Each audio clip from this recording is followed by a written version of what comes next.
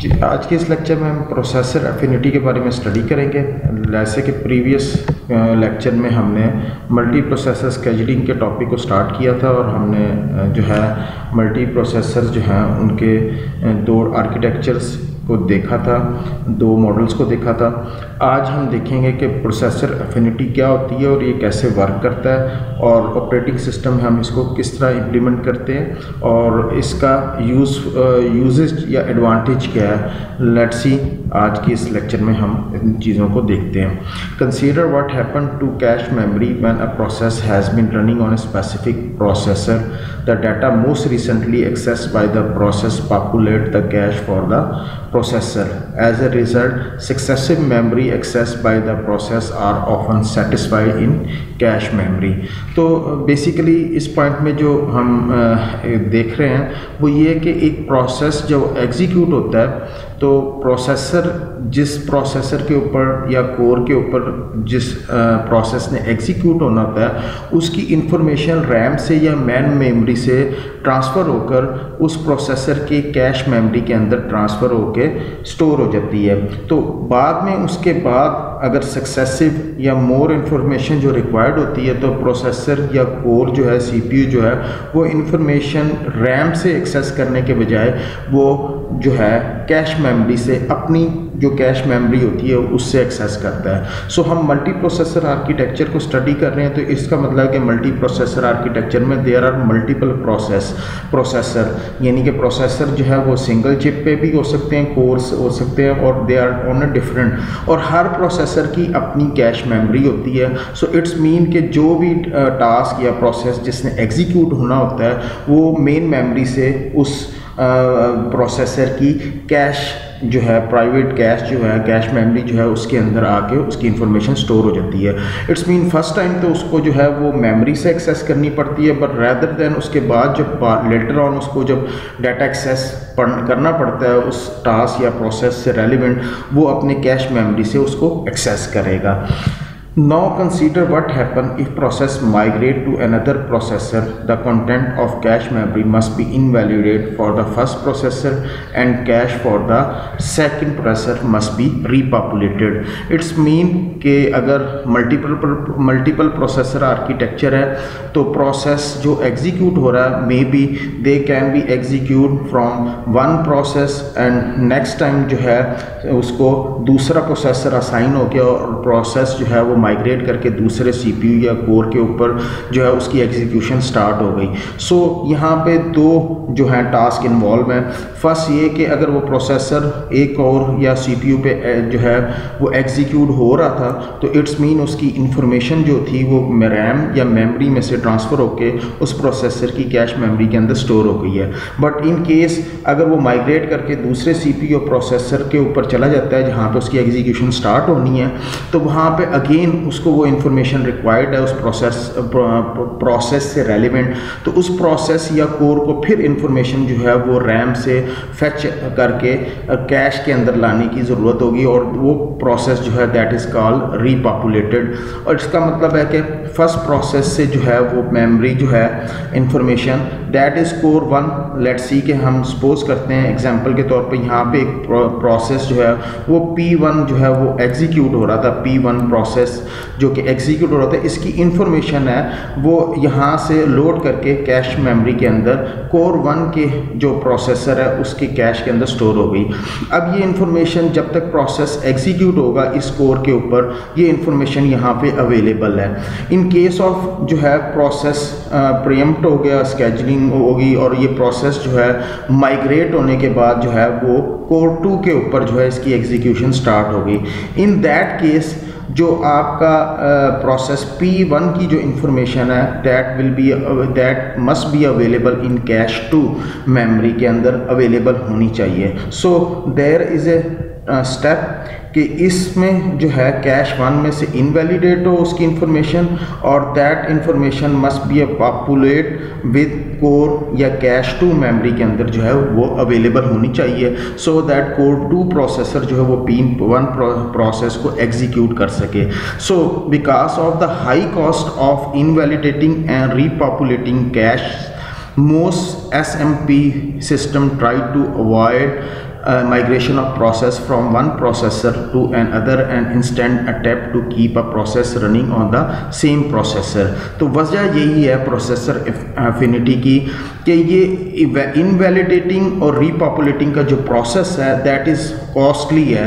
और एसएमपी जो है सिमेट्रिक मल्टी प्रोसेसिंग इन्वायरमेंट को हम इसके सिस्टम को हम प्रीवियस लेक्चर में स्टडी कर चुके हैं कि वो कैसे वर्किंग करता है। तो कोशिश की जाती है कि माइग्रेशन को अवॉइड किया जाए। अगर P1 कोर 1 के ऊपर एग्जीक्यूट हो रहा है तो जो है ट्राई या कोशिश होनी चाहिए कि P1 जो है वो कोर 1 के ऊपर ही उसकी एग्जीक्यूशन कंप्लीट हो, ताकि इंफॉर्मेशन जो है वो बार बार जो है वो इनवैलिडेट और रीपॉपुलेट ना की जाए। So try to keep the process running on the same processor, so that is known as processor, this is known as processor affinity, and that is a processor has affinity for the processor on which it is currently running। so it's mean कि processor जो है वो एक उसमें run कर रहा है। तो कैशे जो है इज़ ए स्मॉलर मेमोरी है, कैशे इज़ स्मॉलर मेमोरी जो कि स्मॉलर मेमोरी है और located to closer to the processor के क्लोज होती है, which store the copies of data from frequently use main memory.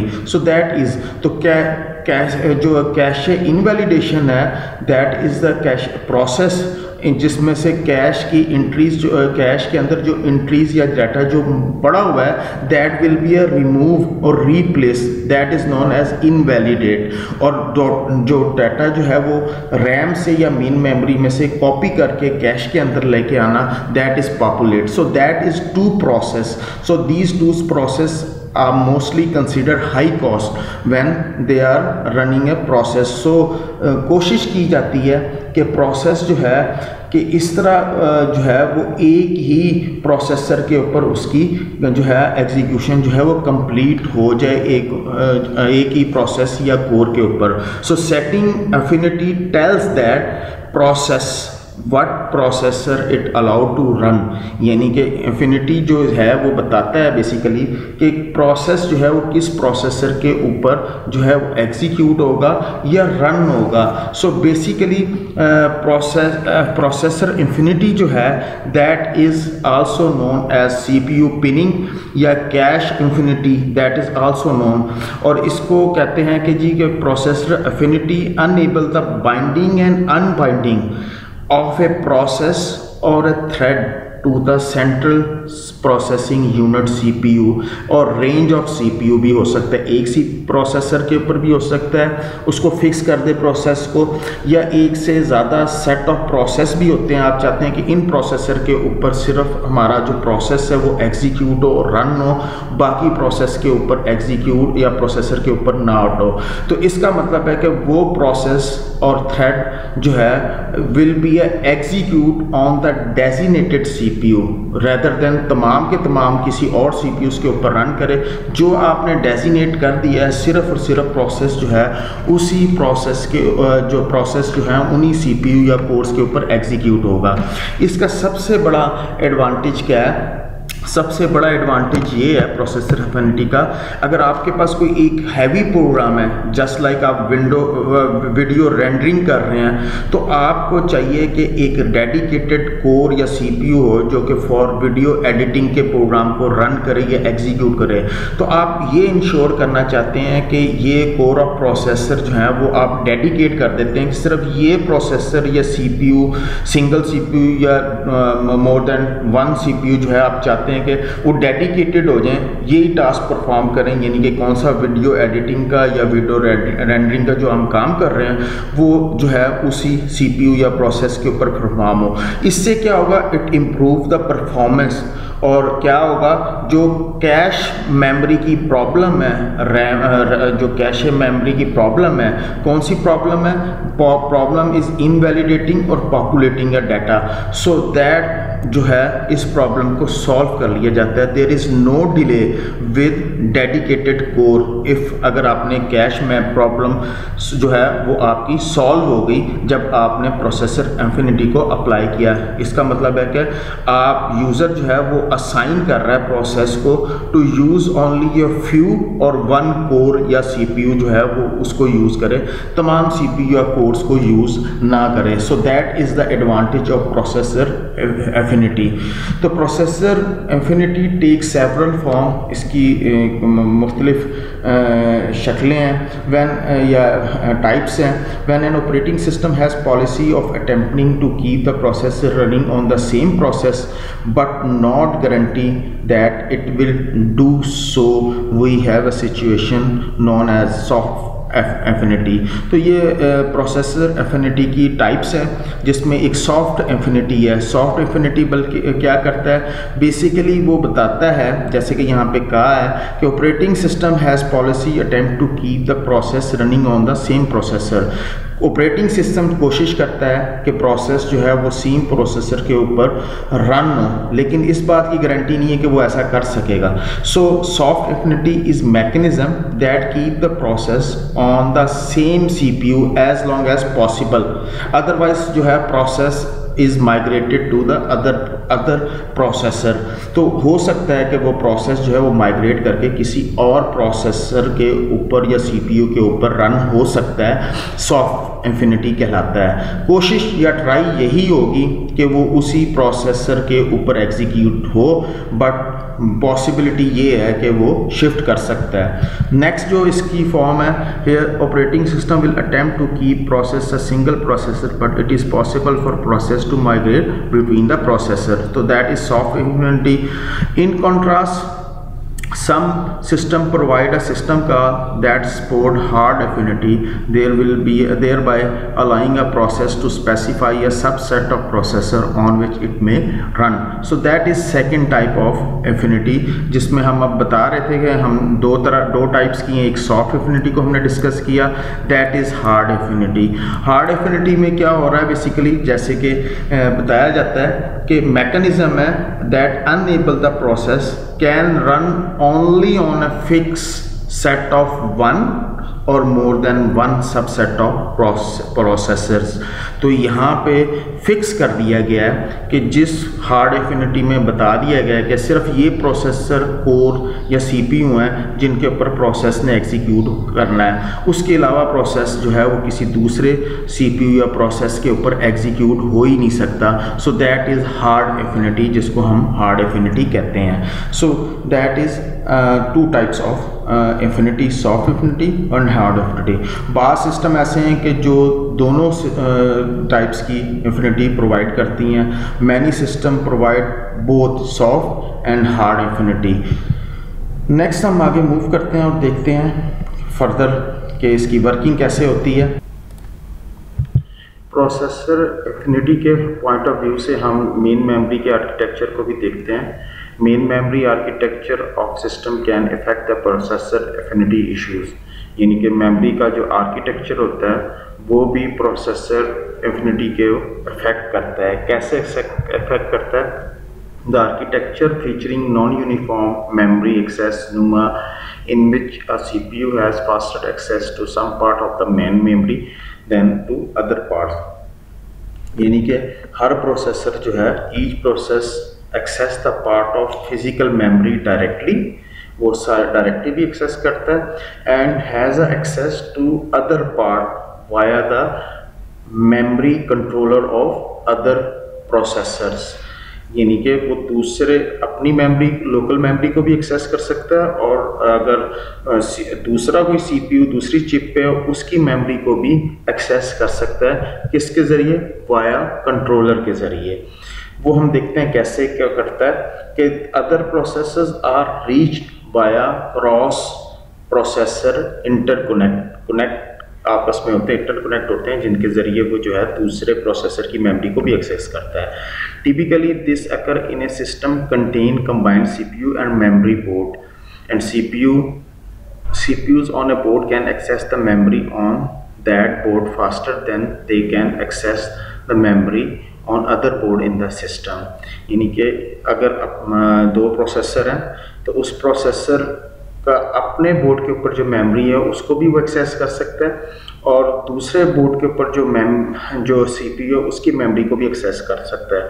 But जो उसके अपने बोर्ड के ऊपर मेमोरी है that is considered as a local memory, उसकी एक्सेस फास्ट होगी एज़ कम्पेयर टू दूसरे बोर्ड के ऊपर जो मेमोरी जो है दूसरे प्रोसेसर की, एज़ कम्पेयर टू उससे उसकी स्पीड स्लो होगी। If operating system CPU scheduler and memory placement algorithm work together, then a process that is assigned affinity to a particular CPU can be allocated a memory on the board where that CPU reside। तो अगर operating system का scheduler और memory algorithms जो हैं वो अगर properly work कर रही हों तो प्रोसेसर इन्फिनिटी की सूरत में जो है सीपीयू को वो मेमोरी एलोकेट की जाएगी जो कि उसके बोर्ड के ऊपर रिजाइड करती है। उसकी वजह ये है कि उस सीपीयू की अपने बोर्ड के ऊपर जो मेमोरी है उसके ऊपर उसकी एक्सेस फास्टर है एज़ कंपेयर टू मेमोरी जो कि दूसरे बोर्ड के ऊपर है। जस्ट लाइक ये हमारे पास एक डायग्राम है जिसमें नॉन यूनिफॉर्म मेमोरी एक्सेस जो है उसमें हम उसको देखते हैं कि किस तरह इस एग्जांपल या डायग्राम के ज़रिए हम देखते हैं। यहाँ पे बेसिकली ये सीपीयू है और इसके बोर्ड के ऊपर that is local memory, so that is other board, और सीपीयू दूसरे बोर्ड के ऊपर है और इसमें भी इसकी मेमोरी है। सो प्रोसेसर इन्फिनिटी के पॉइंट ऑफ व्यू से अगर यहाँ पर किसी प्रोसेस ने एग्जीक्यूट होना है, सपोज लेट्स से कि P1 इज़ ए प्रोसेस जो एग्जीक्यूट कर रहा है, तो स्केजुलर और मेमोरी प्लेसमेंट एल्गोरिदम दोनों जो हैं वर्क करेंगे इकट्ठे, और उन्होंने जो प्रोसेसर इन्फिनिटी असाइन की हुई है कि वो प्रोसेस P1 जो है वो इसी CPU पे एग्जीक्यूट होना है, तो कोशिश होगी कि ये रैम जो है इस CPU को एलोकेट कर दी जाए क्योंकि that is faster access on that memory as compare to अगर ये CPU इस मेमोरी को एक्सेस करता है। तो बेसिकली यहाँ पे हम देखें तो that CPU is cross processor interconnect, आपस में इंटरकनेक्टेड हैं। तो basically that is local memory और दैट इज़ आपकी जो है कंसीडर करेगा नॉन लोकल मेमोरी। तो मेमोरी आर्किटेक्चर भी बड़ा इम्पोर्टेंट फैक्टर है जो कि प्रोसेसर इन्फिनिटी के ऊपर इफ़ेक्ट करता है। सो दैट इज़ प्रोसेसर इन्फिनिटी जिसको हमने डिस्कस किया। प्रोसेसर इन्फिनिटी की जो है हमने देखा कि उसके एडवांटेज और डिसएडवांटेजेस क्या है बेसिकली। तो basically processor infinity is the ability to direct a specific task और process to use specific core. So यही वजह है जिसकी वजह से प्रोसेसर इन्फिनिटी के जो हैं एडवांटेजेस भी हमने देखे, उसकी वर्किंग भी देखी, और मेमोरी के पॉइंट ऑफ व्यू से भी प्रोसेसर इन्फिनिटी को हमने डिस्कस किया। तो that is processor infinity. Hopefully आप लोगों को इस टॉपिक की समझ आ गई हो। जैसा कि हमारा टॉपिक जो है प्रोसेसर इन्फिनिटी को हमने स्टार्ट किया हुआ था, अब हम प्रैक्टिकली एग्जांपल देखते हैं। प्रैक्टिकली जो है प्रोसेसर इन्फिनिटी के जो है इसको इम्प्लीमेंट करते हैं। जो विंडो 10 में बेसिकली मैं टास्क मैनेजर को ओपन किया है, दैट इज़ टास्क मैनेजर। इस टास्क मैनेजर के अंदर जो हमारे पास टैब है that is detail tab.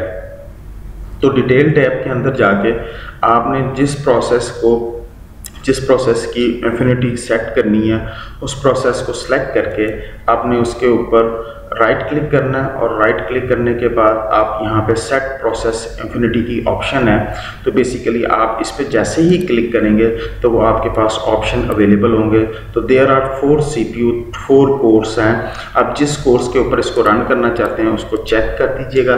It's mean कि ये जो प्रोसेस है ये सिर्फ CPU 0 के ऊपर जो है रन करेगा। अदरवाइज अगर मैं इसको नेक्स्ट CPU या कोर को भी क्लिक कर देता हूँ इट्स मीन कि ये प्रोसेस जो है ओनली 2 कोर्स या 2 CPU के ऊपर रखेगा। तो CPU infinity force the window to use only CPU और course that is selected core. और अगर आप चाहते हैं कि इन्फिनिटी जो है वो सिंगल CPU के ऊपर सेट हो तो window will only run that application on that specific core never and will be executed on any other core, so that process will executed only that selected core, और बाकी जो 3 CPU cores हैं उनके ऊपर जो है ये process execute नहीं होगा. So that is the way how you can set the processor infinity in Windows 10. तो that is in practical example जिसमें हमने इसको implement किया.